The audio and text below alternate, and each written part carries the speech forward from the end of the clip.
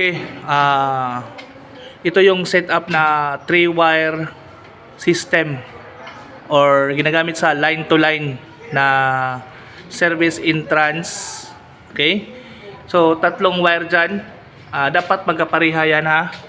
So in this scenario, hindi yun parehong laki kasi wala kaming available na wire na kasing laki na yan, white at dalawang black.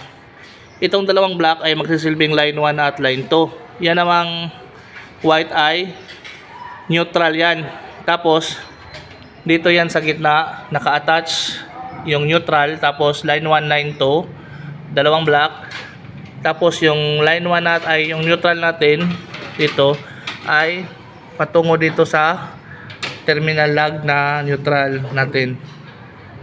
Itong equipment grounding natin na kulay green, patungo yan sa ating ground rod.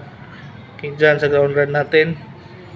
Tapos itong line 1 at line 2 patungong main circuit breaker. Okay, so kapag installation natin ay merong equipment or service equipment from meter base, dadaan pa yan sa service equipment. Dito merong circuit breaker dyan, merong box na metal. Okay, pwedeng mag-connecta ang ating neutral, yung kulay white, at ang ating equipment grounding.